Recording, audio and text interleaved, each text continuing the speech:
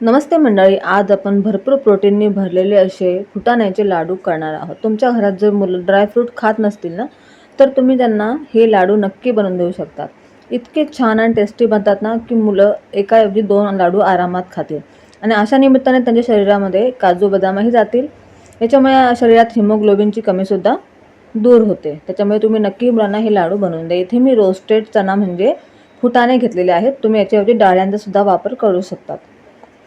इथे सांगितलेलं प्रमाण अगदी योग्य आहे. तुम्ही हेच प्रमाण घेऊन बनवू शकतात.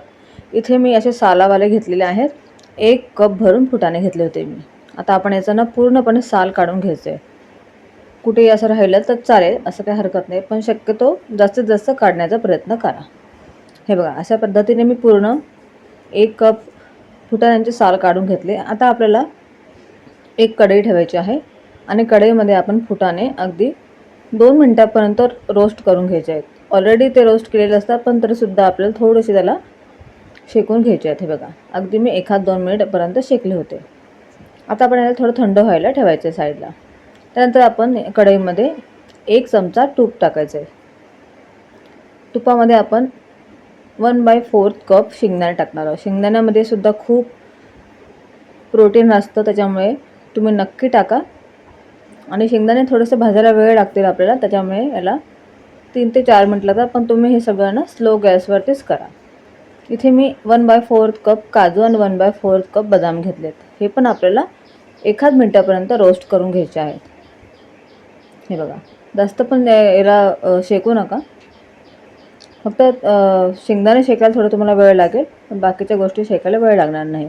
इथे मी वॉटरमेलनच्या बिया असतात त्या घेतलेल्या आहेत, 1/4 कप. हे पण आपण व्यवस्थित शेकून घ्यायचं आहे, भाजून घ्यायचं आहे. आता आपण एका प्लेटमध्ये सगळं हे ट्रान्सफर करूया आणि हे सगळं आपले ड्रायफ्रूट्स घेतलेले आपण जे आहेत ते थंड करून द्यायचे आहेत. त्यानंतर आपण याच्यामध्ये 1 चमचा तूप टाकायचं कढईमध्ये आणि त्याच्यामध्ये आपण इथे मी अर्धा कप खारीक घेतली होती. याच्यापैकी तुमच्याकडे जे पण सामान नसेल किंवा काजू बदाम बाकीच्या गोष्टी नसतील तर तुम्ही स्किपही करू शकता, किंवा बाकीच्या गोष्टी असतील तर तुम्ही जास्त ॲडही करू शकतात, तरी पण चालेल. इथे आपले चणे पण छान थंड झालेले होते फुटाणे, ते पण मी एकदम बारीक याची पूड करून घेतली आहे. तुम्ही पाहू शकता, आपल्याला ना एकदम बारीक वाटायचे, त्याच्यामुळे ना लाडूला खूप छान बाइंडिंग मिळेल आणि टेस्ट पण छान येते. हे बघा, अशा पद्धतीने मी वाटून घेतलं. आता आपण एका प्लेटमध्ये हे पूर्ण याची भरड काढून घेऊया. अशा पद्धतीने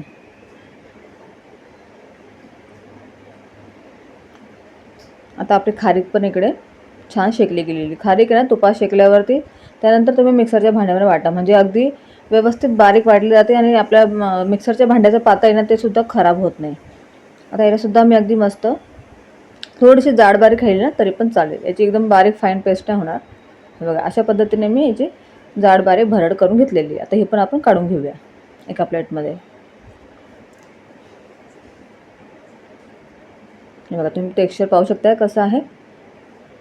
आता लगेच आपण आपले काजू बदाम शेंगदाणे टरबूजच्या बिया तर सगळं एकत्र मिक्सरमध्ये वाटणार आहे. आता माझ्या मुलांना ना दाताखाली आलेले चालत नाही काजू बदाम, त्यांना दाताखाली लागले की लगेच ते काढून फेकतात तोंडातून. त्याच्यामुळे मी ना याची बारीक अशी भरड केलेली आहे. तुम्ही तुमच्या आवडीप्रमाणे जाड थोडंसं ठेवू शकतात. हे बघा, माझी मुलं अजिबातच काजू बदाम खात नाही, त्याच्यामुळे मी त्यांना अशा पद्धतीने लाडू बनवून खाऊ घालते.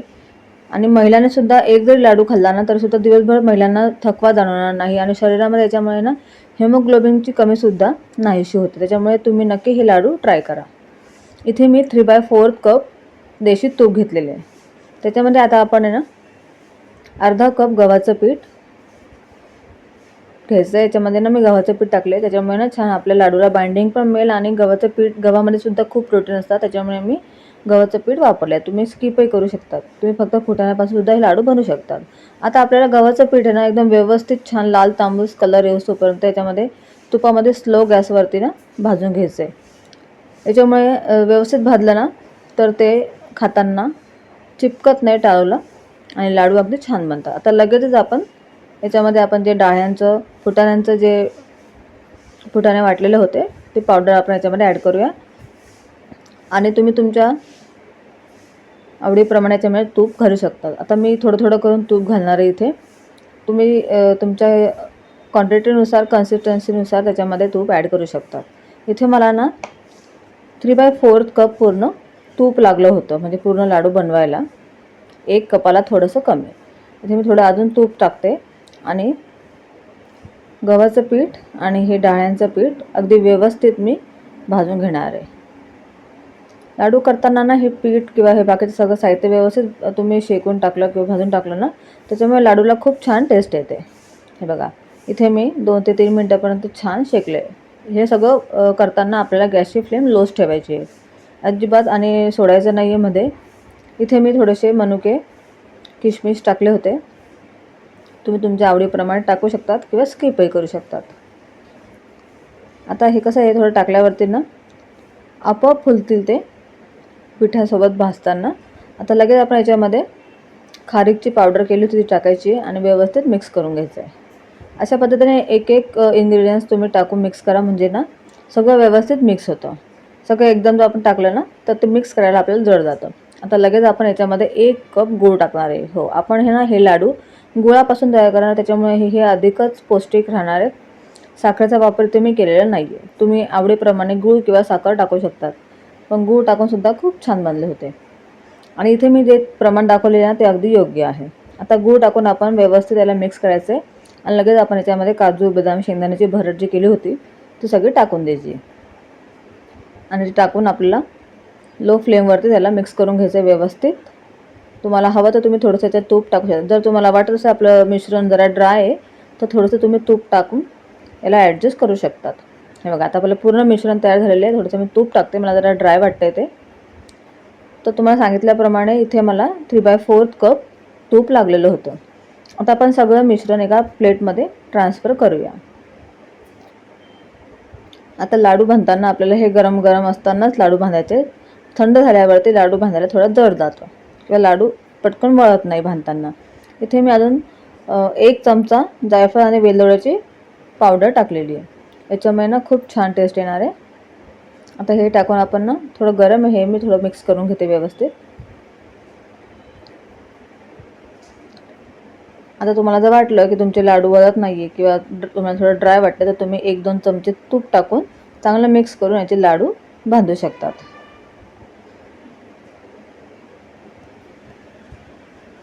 हे बघा, अशा प्रकारे तुम्ही तुमच्या आवडीप्रमाणे छोटे मोठे लाडू बनवू शकता. इथे मी थोडी लहान साईज बनवली, म्हणजे मुलांना कसं आहे, मुलं कधी खाता नाही खात, त्याच्यामुळे ना छोटे छोटे लाडू केलेत मी. आणि आपण सुद्धा महिला दिवसभर उभं राहतो, थकतो, त्याच्यामुळे ना तुम्ही एक जरी लाडू सकाळी खाल्ला तरी तुम्हाला दिवसभर असं एनर्जी तुमच्या शरीरात राहील आणि थकावट तुम्हाला बिलकुल वाटणार नाही. त्याच्यामुळे सगळ्यांनी जरी लाडू खाल्ले तरी चालतील. आणि जी महिला नुकतीच गर्भवती झालेली आहे, तुम्ही त्यांनासुद्धा हे लाडू देऊ शकतात. इतके फायदेमंद लाडू आहेत हे, त्याच्यामुळे ना नक्की तुम्ही हे लाडू बनवा आणि तुमच्या घरातल्यांना खाऊ घाला. आणि एकदम सोपे लाडू आहेत, काही जास्त कठीण नाही आहे. आणि तुमच्या घरात जे पण साहित्य असेल ते तुम्ही वापरून हे लाडू बनवू शकतात. झटपट बनतात, खूप छान बनतात, टेस्टी लागतात. मुलं काजू बदाम खात नसतील तर मुलांना तुम्ही हे लाडू नक्की बनवून द्या.